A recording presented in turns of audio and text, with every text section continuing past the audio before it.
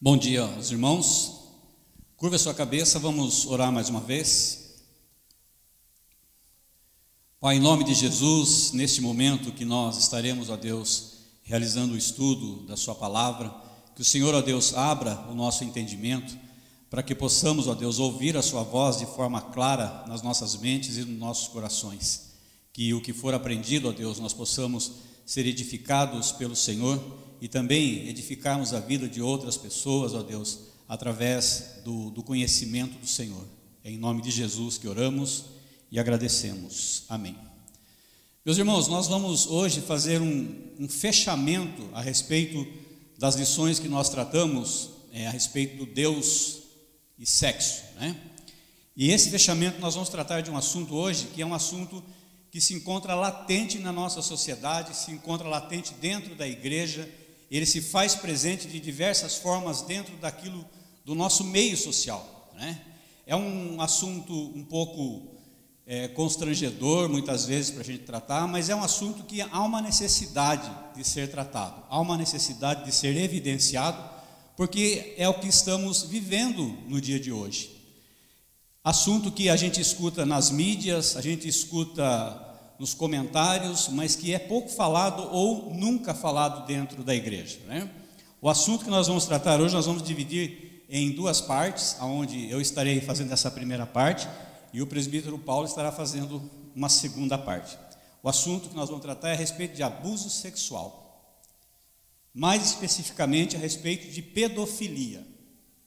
Os irmãos já ouviram falar essa palavra pedofilia? Com certeza nós já ouvimos falar, porque aparecem as notícias na televisão quase que diariamente a respeito de pedófilos que foram presos, a respeito de abuso sexual, a respeito de traumas que são causados a respeito com relação ao abuso e à pedofilia. Essa primeira parte, que é a minha parte, nós vamos tratar a respeito dos traumas, a respeito daquilo que causa na mente, aquilo que causa no inconsciente de uma pessoa e as consequências para a vida dessa pessoa que sofre o abuso sexual. Então, para a gente começar, pedofilia, existe uma definição a respeito de pedofilia pela Organização Mundial da Saúde. Então, lá diz assim: a pedofilia é uma doença, é um transtorno psicológico, onde o indivíduo possui atração sexual por crianças e adolescentes pré-púberes, uma faixa mais ou menos aí de 13 anos. O que seriam esses adolescentes pré-púberes, né? A puberdade é aquela idade onde a criança está tendo a modificação no seu corpo. Por exemplo, essas modificações acontecem na menina pela entrada em função dos seus ovários, desenvolve-se os seios, crescem os pelos púbicos e axilares. Ocorre também, nesse período de 13 anos aproximadamente, 11, 12, 13 anos, a menstruação.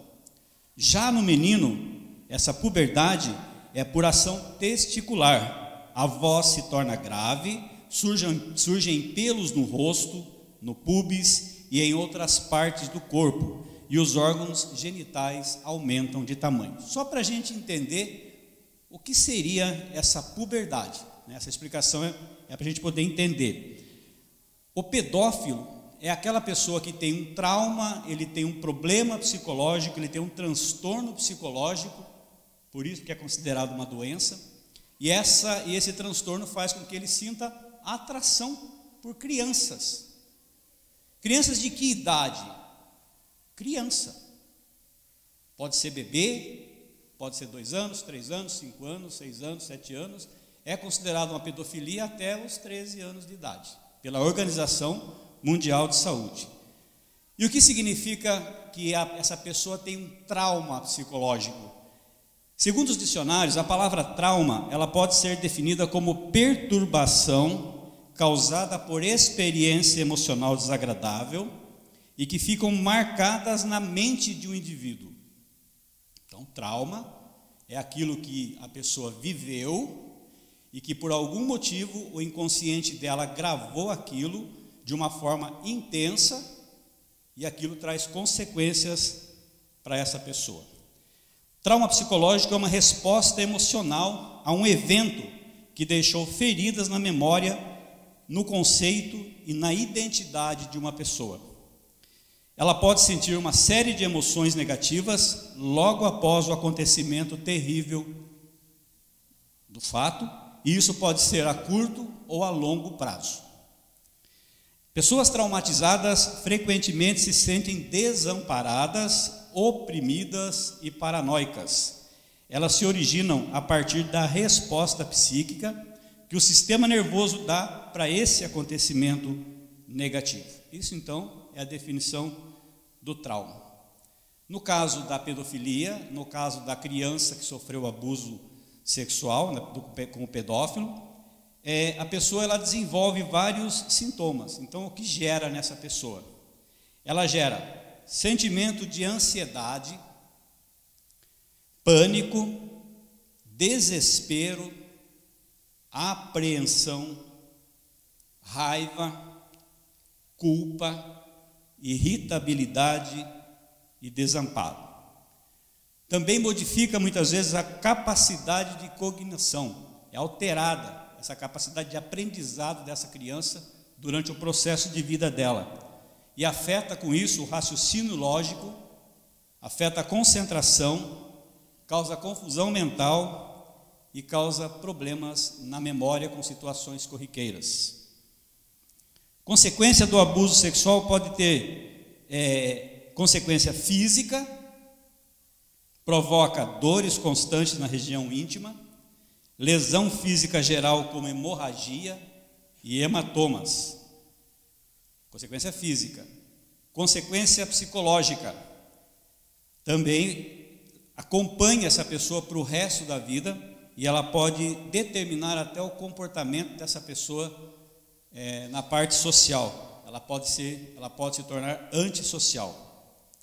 Causa também dificuldades de adaptação afetiva, como o sentimento de culpa que se dá porque a criança participa muitas vezes de um complô.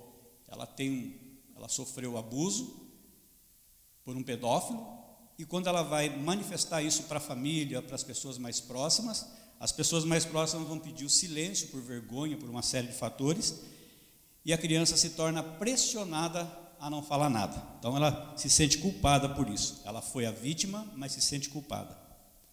Outras consequências frequentes após o abuso sexual: sentimento de autodesvalorização e depressão, dificuldades de adaptação interpessoal, estabelecimento de relações apenas transitórias, negação de todo e qualquer relacionamento sexual, incapacidade de se relacionar sexualmente. Ele pode ser também levado à drogadição, quer dizer, o uso de drogas. Ele pode ter distúrbio na sexualidade, ele pode ter aversão à parte de sexo, ele pode ter pouco desejo sexual, na mulher pode desenvolver o vaginismo, ele pode ter problema de personalidade, padrão de pensamento e comportamento bastante rígido ou mal ajustado, podendo também chegar até ao extremo que é o suicídio. Dado essa definição a respeito de que os traumas, o que essa pessoa abusada sexualmente, o que esse pedófilo causa numa criança, nós temos também que entender, meus irmãos, para a gente poder aprofundar um pouco, temos que entender como é que funciona esse trauma dentro da pessoa, dentro do inconsciente dessa pessoa. Até uma discussão a respeito dessa palavra inconsciente, que as pessoas, os psicólogos e psiquiatras e pessoas da área de saúde discutem que se é inconsciente ou se é subconsciente. Não vou entrar no mérito dessa questão, se é um ou outro, porque o importante é a gente saber como se instala o trauma, por que o trauma se instala e como funciona esse inconsciente para que a pessoa assimile aquilo de forma negativa. Então nós temos que entender o seguinte: primeiro, o que é o inconsciente humano? Inconsciente humano, ele é aquela parte onde ele não está na consciência. Então você imagine agora nesse momento um iceberg, todos conhecem o iceberg, que é aquela porção de gelo que existe no Polo Ártico, onde fica uma pontinha desse tamanho para cima da água, e o restante do iceberg, 90%, ele fica submerso. Então é aquela porção maior, aquela porção grande. Imagine o iceberg. Aquela ponta que aparece, nós podemos dizer que aquela parte é a parte consciente da pessoa. E a parte de baixo, que é 90, 95%, ele é o inconsciente. Consciente é o que nós estamos fazendo aqui, por exemplo. Vocês estão me ouvindo falar, vocês estão entendendo, vocês estão vendo, vocês estão sentindo o ambiente, vocês estão sentindo a temperatura, vocês estão sentindo tudo isso. No momento em que isso daqui, que vocês saírem pela porta, o que vai ficar é somente a imagem daquilo que vocês viram aqui. Essa é a parte consciente, vocês estão conscientes do que está acontecendo. Só que existe esse 95% abaixo, que é o inconsciente, que ele assimila tudo, ele registra tudo. Ele registra em torno de 400% de tudo o que você está vivendo nesse momento. Então, ele registrando esses 400%, ele vai registrar a temperatura, ele vai registrar a cor, ele vai registrar sons, ele vai registrar o que você está vendo, ele vai registrar o meu tom de voz. Isso de forma inconsciente fica registrado lá. O inconsciente, mesmo ele não sendo tangível, quer dizer, algo que você não pega, algo que você não consegue nem ver, mas ele existe. E como que ele influencia isso na vida de uma pessoa? Aí nós temos que entender que existem características desse inconsciente. Eu vou retratar para vocês 3 características para que a gente possa entender a respeito desse trauma. Quando eu falo a respeito do inconsciente, a respeito de traumas, meus irmãos, eu estou falando de algo que nos meus últimos tempos eu tenho vivido e trabalhado com pessoas com traumas. Então hoje a minha profissão é trabalhar pessoas traumatizadas, como psicanalista e como terapeuta. Então eu estou falando, o que eu vou falar aqui é o que eu vivo no dia a dia. O inconsciente, 3 características dele. Primeiro, o inconsciente ele é atemporal. O que isso significa? Ele não tem tempo. Ele não vai conseguir definir um sofrimento humano, um sofrimento que você tem hoje, ele não consegue definir se aquilo está acontecendo ou se aquilo já aconteceu. Por isso que quando você lembra de coisas ruins do seu passado, lá de quando você era criança, você se sente mal. Não deveria se sentir, vocês não concordam? Porque se você teve um trauma, se você teve algo que te causou desconforto quando você tinha 10 anos de idade, aquilo não deveria ficar no passado e não trazer mais a você nenhum tipo de consequência? Só que não é isso que acontece. O inconsciente não tem esse tempo. Para o inconsciente não existe passado e nem existe futuro. Para o inconsciente o que existe é o presente. Então essa é a primeira regra. O inconsciente é atemporal. Segunda regra, o inconsciente ele quer entender tudo que se passou com você no passado, tudo aquilo que te trouxe desconforto, tudo aquilo que traumatizou você, ele quer entender. E quando ele não entende, quando ele não compreende, quando ele não consegue deixar aquilo no passado, o que ele faz? Ele repete. Então ele cai numa repetição aquelas situações. Por isso que você lembra muitas vezes, inconscientemente, às vezes a pessoa fala assim, nossa, eu não estava nem pensando nisso, mas isso veio à minha mente. Veio porque o inconsciente está colocando isso que você sofreu e ele quer que você resolva isso. Só que qual é a nossa atitude quando você lembra de traumas da infância, de coisas que você viveu na infância? É você pensar nisso? Não. Simplesmente você vai lembrar e vai falar assim, poxa vida, deixa isso para lá. Deus me livre disso. Mas é o inconsciente trazendo aquilo que você sofreu, aquilo que você viveu. Ele quer resolver aquilo. Essa é a segunda regra. Terceira regra, quando não resolve, ele cai em looping. Ele fica repetindo aquilo até que você resolva. Até que você busque ajuda. Hoje existem os profissionais que ajudam você a compreender toda essa questão do trauma. Existem os psicólogos, os psicanalistas, os terapeutas, são várias terapias, né? Eu sou adepto da terapia de reprocessamento generativo, quer dizer, a compreensão do inconsciente daquilo que ele passou, daquilo que ele teve de ruim na vida, gerando um novo viés, gerando um novo caminho, gerando algo que ele pense de outra maneira, sem aqueles traumas que o incomodam. Até aqui, os irmãos estão comigo? Entenderam bem? Alguém quer perguntar alguma coisa até aqui? Não? Então seguimos. Aí você imagine que o trauma, ele pode causar estragos na vida da pessoa, dependendo muito de como que o inconsciente vai registrar e entender essa informação. Lembre-se que o inconsciente registra tudo, e ele aumenta até em 400% aquilo que ele registrou. E mais, o inconsciente funciona por associação.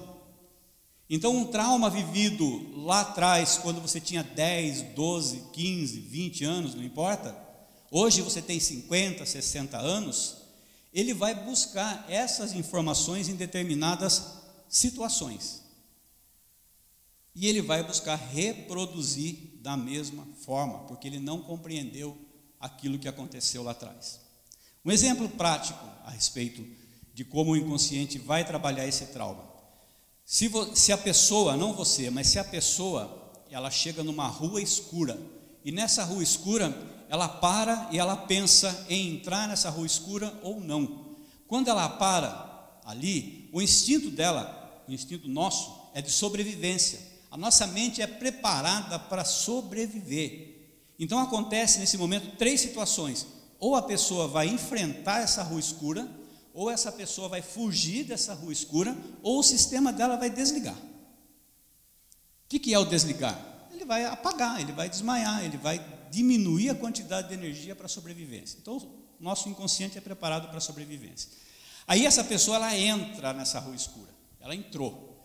Nessa rua escura, ela foi agredida por 3 pessoas, agora eu estou fantasiando a quantidade de pessoas, mas com 3 pessoas ela foi agredida, sofreu pancadas, roubaram o celular dela, estupraram essa pessoa ficou jogada no chão até que apareceu socorro. Rua escura, situação negativa. Quando essa pessoa se deparar novamente, 15, 20, 30 anos depois, numa rua escura, ela vai parar novamente, o inconsciente dela que registrou essa informação negativa, ele vai buscar a informação. Mais ou menos assim. O que temos para a rua escura? O inconsciente vai dizer: quando você esteve presente numa rua escura, você sofreu isso. O que você acha que vai acontecer com essa pessoa? Ela vai entrar nessa rua escura do nada?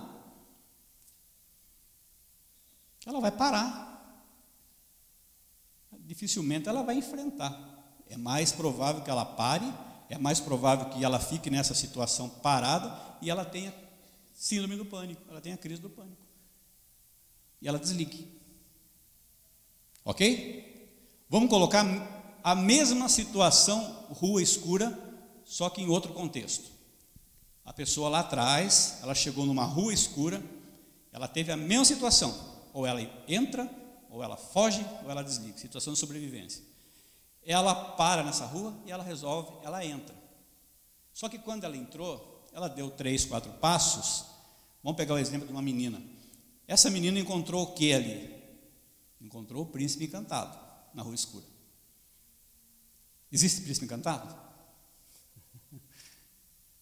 Uma boa pergunta para estudo, hein, Paulo? Buscando o meu príncipe encantado. Mas ela encontrou alguém ali que foi agradável aos olhos dela, alguém que ela gostou, ela se aproximou, a pessoa era muito afeiçoada. Começaram a conversar, nesse conversar eles se entenderam, rolou algo diferente, onde houve a sintonia entre 2 pessoas, e ali eles, na conversa, eles se entenderam, e vamos dizer assim que rolou um beijo, e vamos dizer que ela gostou desse beijo, que os 2 gostaram, então houve ali essa situação positiva. O inconsciente registrou isso ou não? Registrou. Ele registra tudo. E aí a pessoa chega nessa mesma rua escura. Quando ela para entrar, o inconsciente busca o link, linka a informação, e a informação é essa informação, ó, 10 joias. A pessoa entra na rua ou não? Entra. Por quê? É claro que ela vai parar, claro que ela vai pensar, porque o instinto de sobrevivência dela vai falar mais alto, mas ela não vai ter desconforto, ela vai entrar, porque a informação que o inconsciente guardou é informação positiva.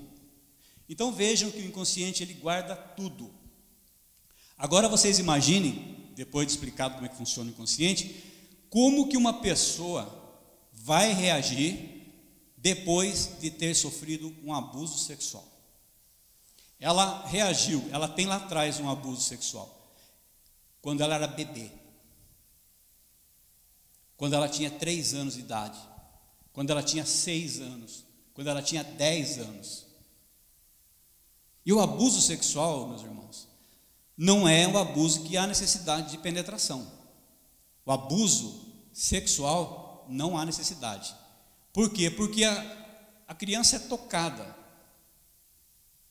E criança tem desejo sexual? O que os irmãos acham a respeito?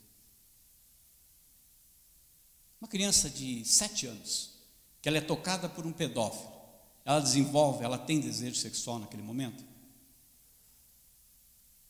O que os irmãos acham? Não, ela não tem. Ela não tem desejo sexual. Mas existe uma coisa que é a fricção mecânica. O toque pode desenvolver, muitas vezes, algo agradável e desagradável ao mesmo tempo. Por isso que muitas das pessoas abusadas, elas desenvolvem lá no futuro culpa. Não só porque falou para a família não acreditou, mas porque isso agora é o que eu vivo, porque eu atendo pessoas tanto pela internet, atendo pessoas presencial e sou voluntário lá no Mãe da Vida. Então, Mãe da Vida, vocês pensem, lá as pessoas estão lá, são pessoas adictas, né, que trazem um passado difícil, né, um passado complicado, de violência mesmo. Então lá está sendo uma experiência muito grande para mim, muito, né, me sinto honrado até de estar atendendo aquelas pessoas lá. Mas aí pense, essa pessoa sofreu esse abuso lá atrás. E aí, de alguma forma, o inconsciente dela registrou uma informação, mesmo no abuso, registrou uma informação de prazer. Essa pessoa se sente culpada. Eu tenho visto pessoas abusadas sexualmente, pessoas que praticam a pedofilia, né, e essa vítima se sente culpada. Ao invés dela se sentir a vítima na situação, ela se sente culpada por essa situação do que ela está expressando naquele momento.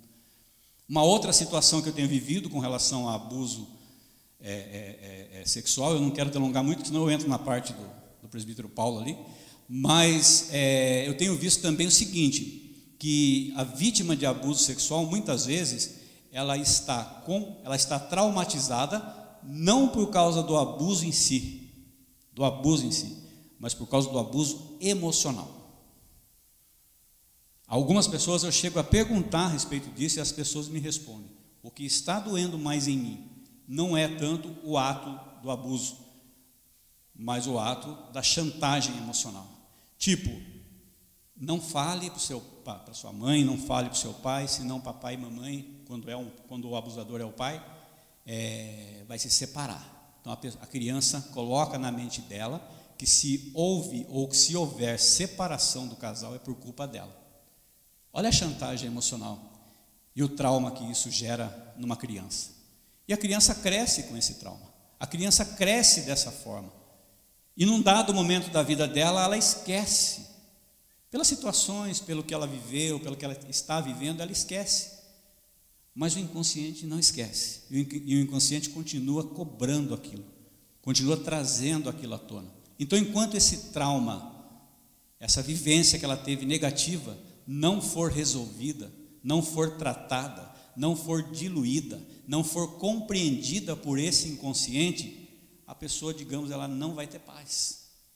Isso vai refletir na vida dela de forma negativa, como eu já li aqui, trazendo sentimento de autodesvalorização, porque como é que uma criança abusada, ela pode se sentir valorizada? Não tem como. Ela vai ter, por essa situação, dificuldade de adaptação interpessoal, ela passa a não confiar mais em ninguém, não há confiança mais porque ela foi abusada por alguém, e o inconsciente generaliza tudo, né? Ele generaliza a situação, mesmo que os traumas sejam diferentes, ele vai generalizar o sentimento que houve naquele momento, sentimento de raiva, sentimento de ódio, de aversão.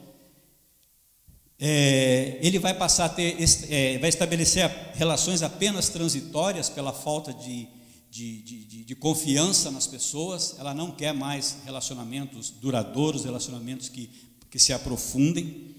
Vai negar algumas pessoas abusadas, né, algumas crianças que foram abusadas e depois adultas, elas tendem a ter uma negação de qualquer relacionamento.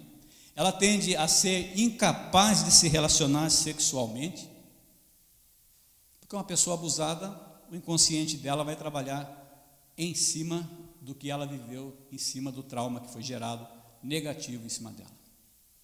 Então vejam que a relação que o inconsciente tem, a relação que o inconsciente faz daquilo que nós vivemos, dos traumas que foram adquiridos, isso nós estamos falando de trauma de abuso sexual, né? Existem muitos outros traumas que a gente adquire durante o processo de vida. Então a pessoa precisa buscar alguém, buscar um profissional da sua confiança, para que ela possa estar trabalhando esses traumas, e que esses traumas, ela fique livre, e que isso não bloqueie a vida dela, e que isso não traga consequências quando ela tiver numa vida adulta. Eu acho que, resumidamente, seria isso. O assunto iria para bem mais longe, né? Mas eu acho que os irmãos conseguiram entender o que o trauma causa numa criança que foi abusada sexualmente, como o inconsciente reage frente a toda essa situação. Consegui passar a mensagem, irmãos? Alguém quer comentar alguma coisa? Fale agora ou cale-se para sempre. Então vou passar para o... Pois não.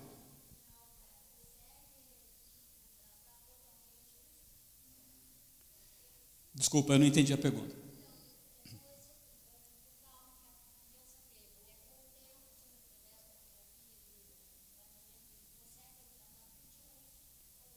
Sim, a pergunta da Conceição é se, tratando esse trauma ele desaparece, esse trauma, como é que funciona? O trauma vai depender de cada pessoa reage de uma forma ao tratamento do profissional, seja do psicólogo, do psicanalista, seja de que for, né? No tratamento que eu faço é assim, o inconsciente compreende aquele trauma, ele dilui aquele trauma, não que a pessoa esqueça o trauma. A pessoa não esquece muitas vezes. Eu tenho pacientes que não conseguem relatar mais o trauma. Sumiu da mente. Ótimo. Mas eu tenho paciente que consegue se lembrar de tudo o que aconteceu. Mas então, se ele se lembra de tudo, o trauma não saiu? Não, mas o importante não é ele se lembrar ou não. O importante é que quando ele se lembra, ele não tem dor emocional. Quando ele se lembra, não tem o reflexo emocional. Se não tem a dor emocional, tudo na vida dele lá na frente, quando ele for buscar informação, o inconsciente for buscar informação, o que vai acontecer? Não vai ter aquela informação negativa daquele trauma para relacionar na vida da pessoa no momento. Por isso que o trauma tem que ser tratado. Tratamento de trauma não significa esquecer o trauma, significa não ter dor mesmo quando lembre, não ter desconforto emocional quando lembre. Eu vou parar por aqui, senão eu vou aprofundar muito no tempo do Paulo, tá bom? Mas se os irmãos quiserem, eu estou à disposição, porque o assunto é longo. Pode ser, Paulo?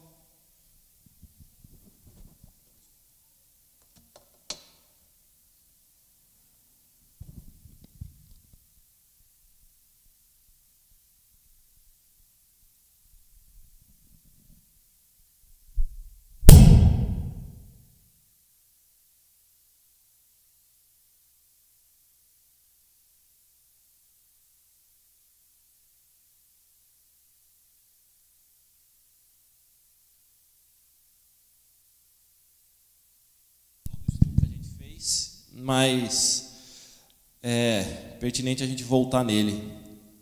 Livro de Levíticos, capítulo 18. Faremos a leitura do verso 1 ao verso 18. Diz assim a palavra de Deus: Disse mais o Senhor a Moisés: Fala aos filhos de Israel e dize-lhes: Eu sou o Senhor vosso Deus. Não farei segundo as obras da terra do Egito, em que habitastes, nem farei segundo as obras da terra de Canaã, para a qual eu vos levo. Não andareis nos seus estatutos. Farei segundo os meus juízos, e os meus estatutos guardareis, para andardes neles. Eu sou o Senhor vosso Deus. Portanto, os meus estatutos e os meus juízos guardareis. Cumprindo-os, o homem viverá por eles. Eu sou o Senhor. Nenhum homem te chegará a qualquer parenta da sua carne, para lhe descobrir a nudez. Eu sou o Senhor. Não descobrirás a nudez de teu pai e de tua mãe. Ela é tua mãe, não lhe descobrirás a nudez. Não descobrirás a nudez da mulher de teu pai, é nudez de teu pai. A nudez da tua irmã, filha de teu pai ou filha de tua mãe, nascida em casa ou fora de casa, a sua nudez não descobrirás. A nudez da filha do teu filho ou da filha de tua filha, a sua nudez não descobrirás, porque é tua nudez. Não descobrirás a nudez da filha da mulher de teu pai, gerada de teu pai, ela é tua irmã. A nudez da irmã do teu pai não descobrirás, ela é parenta de teu pai. A nudez da irmã de tua mãe não descobrirás, pois ela é parenta de tua mãe. A nudez do irmão de teu pai não descobrirás, não te chegarás à sua mulher, ela é tua tia. A nudez da tua nora não descobrirás, ela é mulher de teu filho, não lhe descobrirás a nudez. A nudez da mulher de teu irmão não descobrirás, é a nudez de teu irmão. A nudez de uma mulher e de sua filha não descobrirás. Não tomarás a filha de seu filho, nem a filha de sua filha, para lhe descobrir a nudez. Parentes são, maldade é. E não tomarás com tua mulher outra, de sorte que lhe seja rival, descobrindo a sua nudez com ela durante sua vida. Veja que o texto, ele vai falar de casamentos ilícitos ali, mas a gente tem do verso 1 ao verso 5, de forma muito clara, o autor falando: olha, o parâmetro é Deus. Deus está estabelecendo que aquilo que vocês tiveram de experiência no Egito, que vocês viram, vivenciaram, presenciaram, e aquilo que vocês vão ver aonde eu estou mandando, este não é o padrão na relação entre homem e mulher, uma relação sexual. Não é numa forma de você constituir família e tampouco tratar membros de sua família. E aí então, do verso 6 até o verso 18, ele vai dar os diversos exemplos onde o descobrir a nudez é uma forma de falar do ato sexual. Você não terá relações sexuais com seu filho, com sua filha, com sua tia, com sua mãe, com seu pai. Parece absurdo falarmos isso, mas a época não era e continua não sendo. Talvez não no volume que acontecia antes, mas continua acontecendo. E é por isso que a gente precisa tratar desse tema e voltar então, fechar sobre isso, porque quando a gente fala de alguns dados, e aí a gente vai para o Ministério da Saúde, entre 2011 e 2017, 184.524 casos de violência sexual contra criança foram registrados pelo Ministério da Saúde. Tá? E o que tem isso? Bom, a maioria dos casos ocorreram em casa. Quem são esses abusadores? Familiares. Quando não os familiares, pessoas próximas às vítimas. Na maioria dos casos, quando as crianças relatam um abuso, e aí é o que o Jati já comentou, o que acontece dentro dessa seara familiar, dentro desse núcleo familiar? Quando a criança ela consegue, ou o adolescente ele consegue expor isso para alguém, num pedido de socorro, ele não tem uma resposta. Ele não consegue amparo dentro dessa própria família. Ele é culpado ou ele é rejeitado? Ah, mas quem mandou você ficar lá? Quem mandou você fazer isso? Quem mandou você fazer aquilo? Ah, por que você estava fazendo isso? Por que você estava... Ah, por que não sei o quê? culpabilizar. E, em terceiro, mostra pouco ou nenhuma ação para parar o abuso. É como se eu ouvisse: ah, não, então fica aqui comigo, não vai acontecer mais, e pronto. Ah, não, dorme, descansa, não vai acontecer de novo. Tenta suavizar uma questão grave, não dá bola para o assunto. Então, esse é o contexto que nós estamos vivendo como sociedade, quando se fala de abuso. O que é o abuso sexual? O Jatir ele já fez uma boa introdução aqui, então vamos tentar resumir. Abuso sexual, e aí a gente tem abuso sexual de mulheres, de homens, de crianças, adolescentes, de idosos, de pessoas capazes no seu intelecto ou de pessoas incapazes, de cognição. Você tem vários tipos de abuso e de abuso sexual. Vamos focar no abuso sexual de crianças, o infantil, portanto. É uma forma de abuso infantil, porque eu posso ter outros abusos além do sexual, como o Jatir colocou, que tem o abuso emocional. Você vai ter abuso, é amplo. E aí dentro então do abuso infantil, em que um adulto ou adolescente mais velho, portanto estou falando da relação de alguém mais velho que a criança, usa uma criança para estimulação sexual. Isto não culmina diretamente no ato sexual. Isso não quer dizer que para classificar, tipificar abuso sexual, ou que uma criança está sendo violentada sexualmente, é que ela está tendo uma relação sexual. Não é isso. Mas existem estímulos do adulto para satisfação e prazer sexual do adulto, e ele se vale da criança para isso. E isso pode vir pelo ato sexual, mas pode vir apenas pelo toque, como pode vir também somente pelo ver, pelo cheirar, pelos sentidos, não necessariamente culminando no ato sexual. E se a gente então sai do ato em si e começa a perceber essa diversidade de estímulos que uma pessoa pode ter para o ato sexual, e ela satisfazer isso numa criança, é que a gente vai conseguir tipificar então como abuso sexual infantil. E isso amplia o nosso leque. Porque na nossa cabeça, às vezes a gente pensa que essa violência a gente só vai perceber se de fato aconteceu o ato, ou ela só é violência quando tem o ato. E não o é.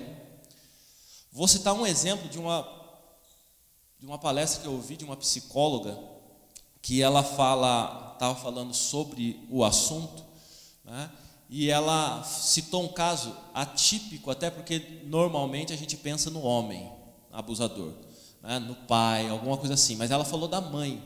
E como que se dava essa relação abusiva da mãe para com um filho de 11 anos, se eu não me engano, 11 ou 12 anos. Essa mulher, ela mantinha a amamentação no peito com esse quase adolescente de 11, 12 anos. E por que ela fazia isso? Porque era uma forma de satisfação e prazer satisfeita pelo processo, pela forma da criança sugar o leite materno. Ela obrigava o filho, quando voltava da escola, a mamar no peito. O que tem que fazer a partir desse momento? Lógico que a única forma que foi é separar mãe e filho. Teve que chegar ao ponto de rompimento de laço, de não ficar os mesmos morando junto, para que ela pudesse se tratar e ele também. Percebe como que a questão da violência sexual, do abuso sexual, não tem necessariamente a ver com o ato sexual em si? Estou falando de um processo de amamentação, que é algo natural. algo benéfico para a criança, para o bebê, mas não numa relação de mãe e filha com uma criança ou um adolescente de 12 anos. Percebe? A deturpação do ato para uma satisfação do prazer e numa relação não consentida. Se a gente for então pensar nas formas de abuso, a gente está falando de pedir ou pressionar a criança a se envolver em atividades sexuais. Atividades, independente do resultado. Atividade é tudo que você imagina, tudo que você possa imaginar, dentro do contexto. Marido e mulher, vamos para o princípio bíblico. Existe o ato sexual, existe o prazer sexual que Deus colocou para o homem e para a mulher desfrutarem dentro do matrimônio. E nós varremos aí a Bíblia, falando ao longo de 13 lições sobre isso. E isso é bom. Deus fez algo bom para o ser humano, homem e mulher dentro do matrimônio. Ponto. Saímos do matrimônio então e nós vamos ter vários problemas para os solteiros. Ou ainda numa deturpação do casamento. Mas agora a gente está indo para uma outra seara de pegar tudo aquilo que é benéfico para a relação homem e mulher dentro do matrimônio, tira isso e coloca agora numa relação onde homem ou mulher vão buscar essa satisfação em indivíduos que não têm consciência do ato e não têm capacidade cognitiva de falar sim ou não sobre isso. E aí a gente vai ter uma deturpação. Exposição indecente, portanto, não é só o fato de estimular, mas de expor esse indivíduo. Então eu vou sentir prazer no ato de expor o meu corpo para a criança. Órgãos genitais, mamilos, para uma criança com a intenção de. E aí qual que é a intenção? Satisfazer os seus próprios desejos, intimidar ou aliciar a criança, ter contato físico, sexual com uma criança, ou usar uma criança para produzir pornografia infantil. Veja que a gente está entrando numa seara ruim, obscura do mundo do pecado. E chegando talvez em atos sexuais, apesar que o texto vai até descrever, e a gente não leu, mas do verso 19 a 25, a bestialidade, mas talvez o fato de termos a relação de um adulto com criança seja uma das questões mais odiosas, odientas, numa relação sexual ou numa relação de pecado, quando se trata do assunto sexual, da sexualidade. Quem são os abusadores? Porque aí eu quero provocar um pouco a igreja para a gente pensar em qual que é o nosso papel.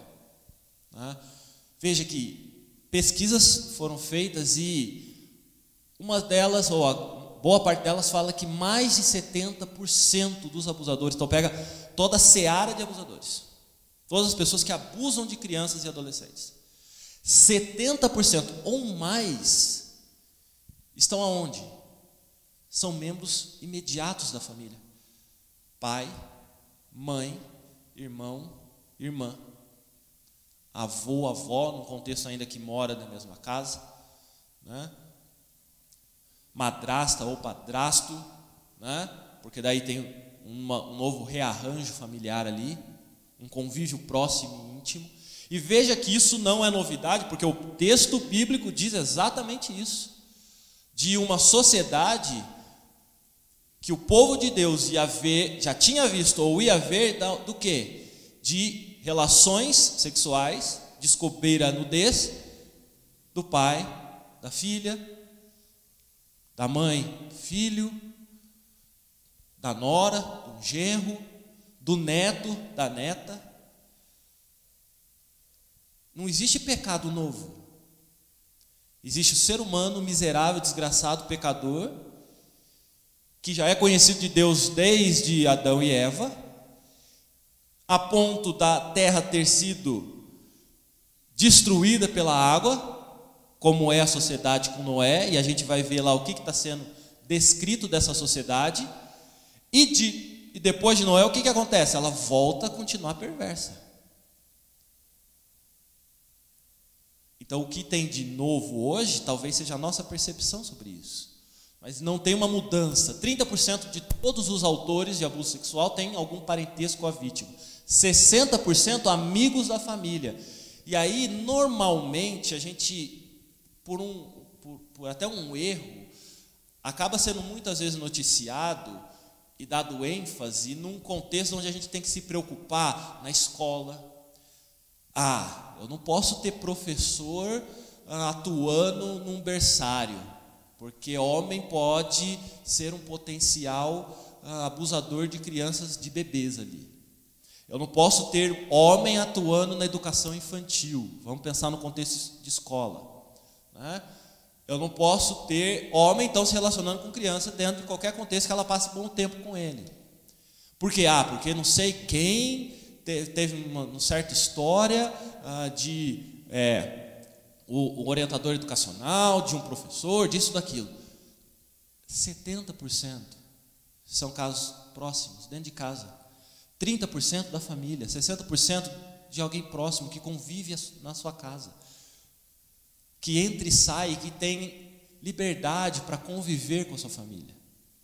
Apenas 10% dos casos de agressão são de algum terceiro, alguém mais longe, né? E quando a gente fala de pedofilia, é importante a gente diferenciar duas coisas aqui: o abusador do pedófilo. Por quê?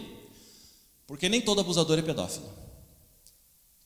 Parece estranho, mas não é.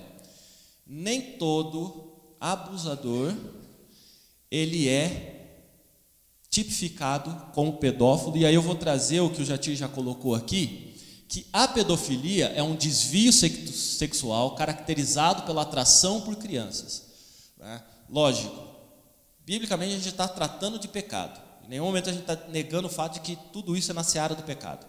Mas, do ponto de vista médico, nós estamos falando de um distúrbio, de um desvio sexual caracterizado pela atração por crianças, com os quais portadores dão vazão ao erotismo pela prática de obscenidades ou de atos libidinosos.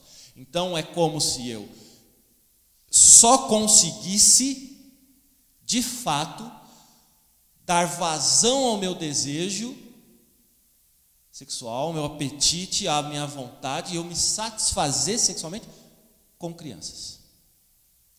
Esse é o pedófilo. Aí você fala, mas e o abusador? Nem sempre o abuso sexual se dá pelo pedófilo, tipificado assim. Porque pode ser o fato de esta pessoa que está abusando da criança não ter condições de satisfazer o seu desejo com um adulto, e ele vê uma fragilidade, um ponto de acessibilidade aí, um ponto fácil dele satisfazer o seu desejo com aquele que é mais frágil. Não que ele sinta somente prazer com, mas já que não tem, eu vou buscar na criança. Já que eu não consigo numa relação de adulto, eu vou para a criança. Já que eu sou privado na relação de adulto, eu vou para a criança e adolescente. Certo? Nem todo abusador é pedófilo, mas é numa relação de contexto que ele faz uso da criança para a sua satisfação, mas ele não tem prazer somente na criança, né? Estima-se que entre 2% e 10% da população, né, que pratica abuso, portanto, seja de fato pedófilo. Então, vamos pensar. De cada 10 casos, 7, né, são por pessoas próximas à família. Desses 7 casos, 1 vai ser de fato por pedófilo, por pedofilia. Os outros são por uma relação danosa, ruim e de fragilidade, onde essa criança ela está exposta para alguém que não consegue satisfazer o seu desejo fora dessa relação com a criança ou com outro adulto. E o principal que a gente precisa discutir é exatamente como que nós podemos agir em relação a isso. E eu não vejo outro texto bíblico que não seja o texto de Provérbios, capítulo 22, verso 6, que diz: educa a criança no caminho que deve andar, porque quando velho, não se desviará dele. Eu vou pela segunda parte que eu sempre gosto de destacar. Quando for velho, ela não vai se desviar. Quando velho, ela vai reproduzir um trauma de quando ela aprendeu como criança. A questão positiva, o texto, ele não tem um valor positivo intrínseco a ele. Eu vou educar a criança, não, educa. E se você educa para o bem, a expectativa e a promessa é reprodução do bem. Se você educa para o mal, a expectativa é reprodução para o mal. O texto está dizendo exatamente isso. O texto reforça aquilo que o Jati já colocou. Se você cria um ambiente, ou você permite um ambiente pernicioso, ruim, danoso, do ponto de vista sexual, para essa criança, o que ela vai reproduzir quando ela for adulta? Um relacionamento sexual ruim. Agora pare e pensa você. Vamos tentar fazer rememorar aqui. Se não você, mas das pessoas com que você conviveu até hoje, das pessoas que você conheceu, quantas histórias você já ouviu de crianças que foram assediadas por um adulto, se não você, outra pessoa, de seu conhecimento? Quantas pessoas, se não você, ou o que você conhece, reproduzem na sua relação marido e mulher traumas vividos, presenciados quando criança, adolescente? Esse é o ponto que a gente precisa atentar. Nós não podemos fechar os nossos olhos para a realidade do pecado. Nós precisamos compreender que nós vivemos numa sociedade cuja Bíblia diz que jaz do maligno, que é escrava do pecado. Sociedade esta que nós pertencíamos antes da ação de Cristo Jesus. Porque se não fosse Cristo Jesus nas nossas vidas, nós estaríamos entregues às nossas paixões. É essa a verdade bíblica. E não teria limites para o nosso pecado, para a nossa satisfação. É esse sinal que a gente precisa ter. Para quê? Para que a gente trabalhe a educação sexual. Porque de uns 10 anos para cá, 6, 4 com mais força, a gente vê que surgiu na sociedade um discurso de que a educação sexual ela não deve ser dada na escola, ela deve ser dada na família, porque isso é dever da família. Tá bom. Pergunta para você, não responde para mim, mas para sua consciência. Quando que você conversou com o seu filho, com sua filha, com o seu neto, com sua neta sobre o assunto? Quando de fato você sentou com eles e orientou sobre os pecados, mas não sobre os pecados tão somente, mas como ele deveria compreender o corpo dele, compreender as mudanças que ocorrem no corpo dele, como ele deve tratar o corpo dele à luz da Bíblia e como que ele deve se preparar para um relacionamento saudável no casamento. Se você não fez isso, tenha certo, alguém fez por você. Se alguém não educou sexualmente, se você não educou sexualmente seu filho e sua filha, o mundo educou, e não pelos valores de Deus. Se você vai para Deuteronômio, onde fala que a palavra de Deus ela deve ser ensinada, quer sentado, quer de pé, quer comendo, quer não comendo, deitado, levantado, andando, parado, os valores do reino de Deus, eles têm que ser ensinados. Eu só vou compreender qual que é a saúde bíblica, o princípio bíblico para o ato sexual, se eu for ensinado. E a pergunta que eu faço é: quem está educando as nossas crianças? Quem está ensinando os nossos adolescentes, as nossas crianças, sobre sexo? A professora da escola não pode, a televisão não pode, a sociedade não pode, mas e você que deve? Como está?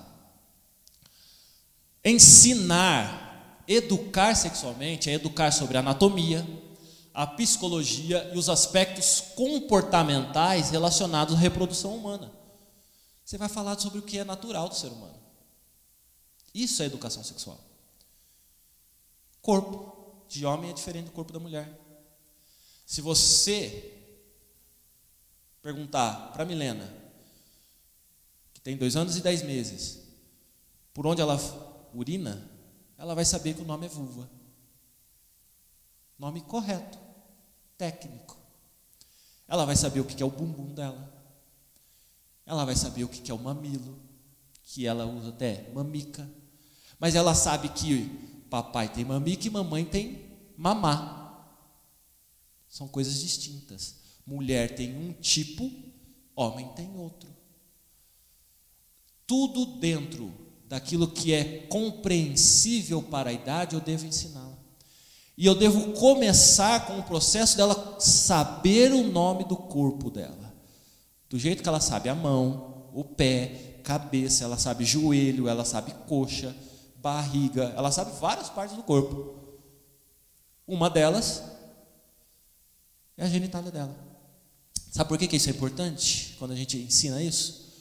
Porque quando alguém tocar de forma indevida nessa parte, ela vai saber falar onde está doendo e quem tocou.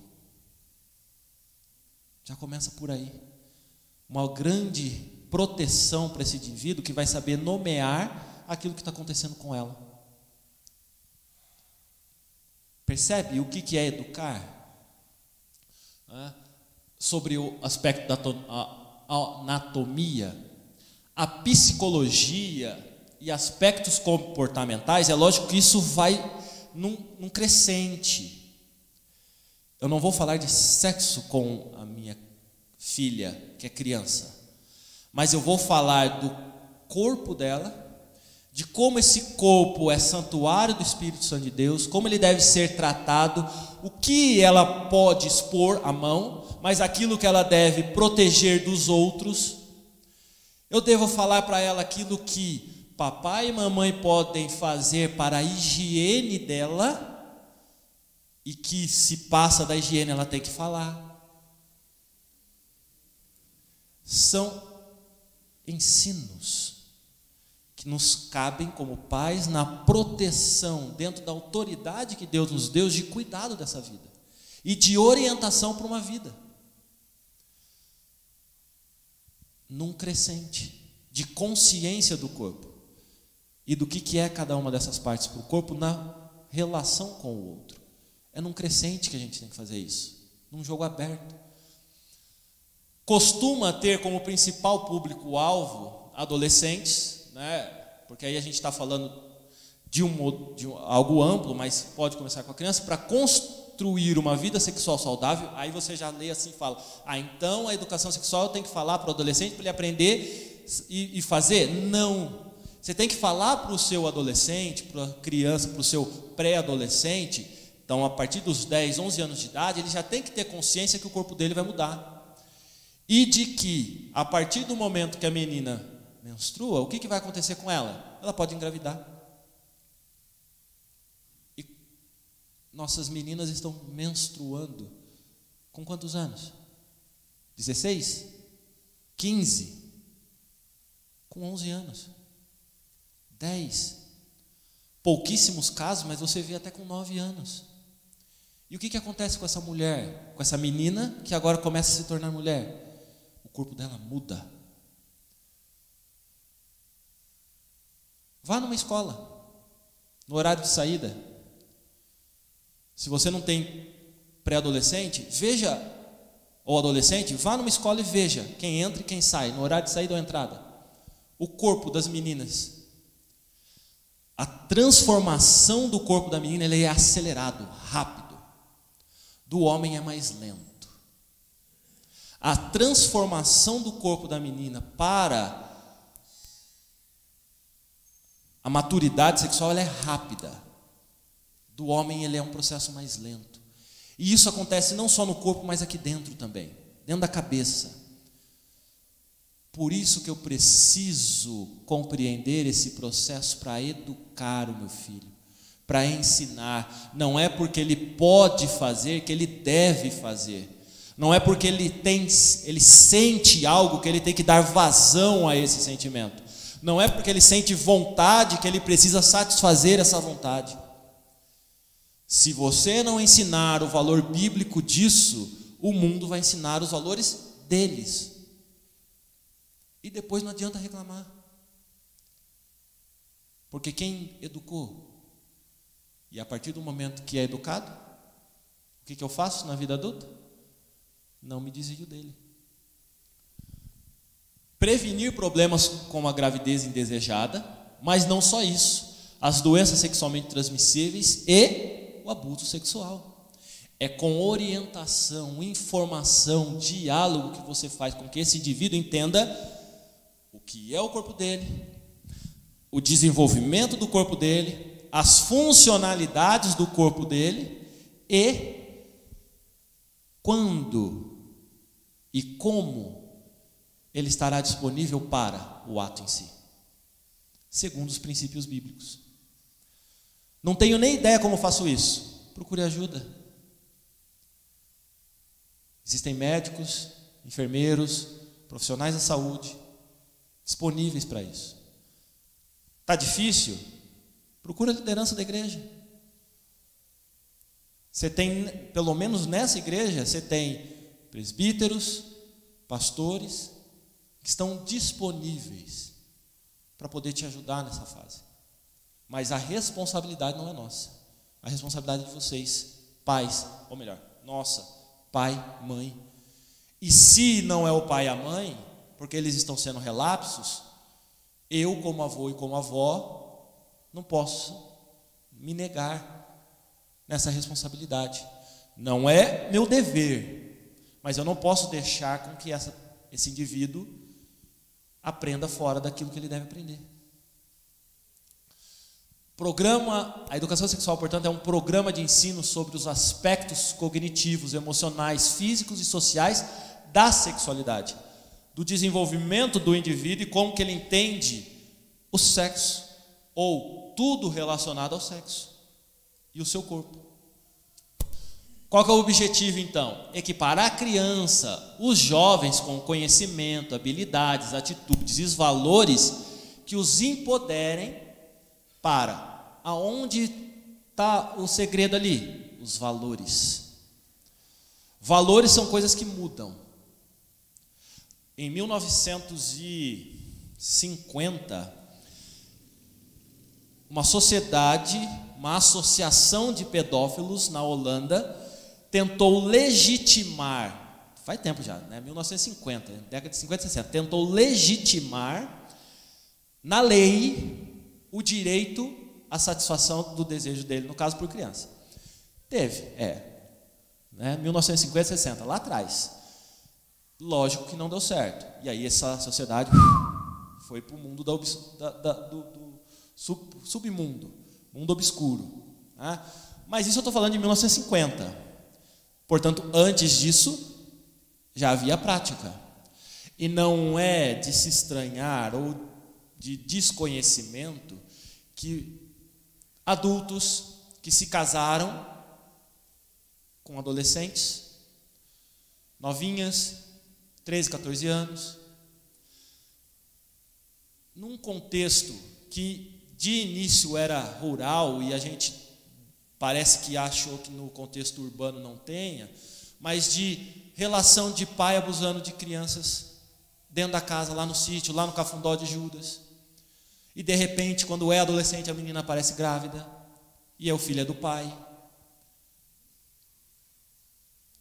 Isso aí era de conhecimento, de muito lá atrás, numa sociedade rural. Agora, nesse contexto urbano, muita gente num lugar de pouco espaço, ou que a gente não conhece muito bem, não entra próximo, não está próximo das pessoas, a gente parece que não vê isso e acha que não existe mais. Mas, de novo, vá na porta da escola. Vai na porta da escola e vê se na saída das meninas de 10, 11 anos já não tem um marmanjão lá esperando ela, que não é o pai, não é a mãe, não é o irmão, que é o namorado. Essa é a sociedade que nós estamos vivendo. E, portanto, nós precisamos equipar nossas crianças e jovens com conhecimento, com habilidade, com atitude, segundo os valores bíblicos. Para quê? Para vivenciar sua saúde, bem-estar e dignidade, de acordo com os valores de Deus. Nós precisamos fazer isso para desenvolver relacionamentos sociais, sexuais respeitosos. Senão os traumas que o Jatir colocou aqui, eles vão ser reproduzidos nessa vida adulta. E eles vão então passar para outra geração. Nós só vamos ter uma vida adulta, saudável sexualmente, dentro do nosso casamento, do nosso matrimônio, se os traumas foram tratados. Se todos os problemas, ou todos os erros, ou todos os valores ruins que o mundo coloca, foram tratados segundo a palavra de Deus. Porque senão a gente vai ter que ter o caso da pornografia, como já tratamos aqui, presente no casamento. Nós vamos ter o homossexualismo, talvez até presente dentro do casamento. Nós vamos ter diversos erros dentro do matrimônio que vieram de fora dele. Nós devemos fazer isso para considerar como para empoderar esse indivíduo a considerar como suas escolhas afetam o bem-estar próprio e dos outros. Como que a minha postura, a minha atitude está impactando não somente a minha vida, mas a das pessoas que estão próximas de mim. Entender e garantir a proteção de seus direitos ao longo da vida. Somente com conhecimento, habilidade, atitude, é que nós vamos ter condição de confrontar. Quando nossas crianças forem assediadas, elas terão condição de gritar, de anunciar. Elas vão sentir um espaço no pai, na mãe, de amparo, de porto seguro, onde elas podem falar aquilo que está presenciando, vivenciando. E aí você vai poder agir, você vai poder proteger de fato. Mas isso é criado no ambiente. Se você não constrói isso, não espere que a casa esteja pronta. Esse é um guia das Nações Unidas, né, um guia técnico para educação sexual, que são princípios. Veja que aqui a gente não está falando de algo que extrapola a Bíblia. Pelo contrário, ela só confirma o que a palavra de Deus diz. Educa, ensina a criança no caminho que ela deve andar, pois quando velha, não se desviará dele. É nosso papel, nossa responsabilidade, cuidarmos das nossas crianças, como pais, mães, avós, tios e tias. É nossa responsabilidade ensiná-los, educá-los sobre esse assunto, para que eles não aprendam o que o mundo tem a oferecer, para que eles possam se sentir amparados, protegidos, e para que na eventualidade do mal, porque estamos sujeitos, não temos super proteção, capaz de estar 24 horas sobre os nossos filhos sobre a nossa tutela. Na eventualidade de acontecer algo próximo, nós estarmos atentos e sermos capazes de agir de modo rápido e eficaz. Alguma pergunta? Alguma dúvida? Vamos orar? E aí nós já vamos encerrar a nossa escola dominical. Pai bendito, nós te agradecemos e te louvamos porque sua palavra é completa, o Senhor tem tudo que nós precisamos aprender para as nossas vidas. Suplicamos, Deus, que o Senhor nos instrua, que o Senhor nos oriente, que o Senhor nos dê discernimento, ó Pai, para poder agir de forma responsável com as nossas crianças, com os nossos filhos, netos, sobrinhos, sobrinhas. Age, ó Pai, sobre nós, com o Teu Santo Espírito, nos dá intrepidez e coragem, Senhor Deus, para falar as verdades do Teu reino, para educar e ensinar segundo os Teus princípios bíblicos, ó Pai. Que não haja tabu, que não haja tema proibido, mas que possamos tratar tudo, ó Senhor Deus, na nossa família, no seio familiar, segundo a Tua palavra, para que possamos, ó Senhor Deus, ser ensinados e ensinarmos, ó Senhor Deus, no bom caminho do Senhor. É em nome de Jesus Cristo que nós oramos, te agradecemos e suplicamos. Amém.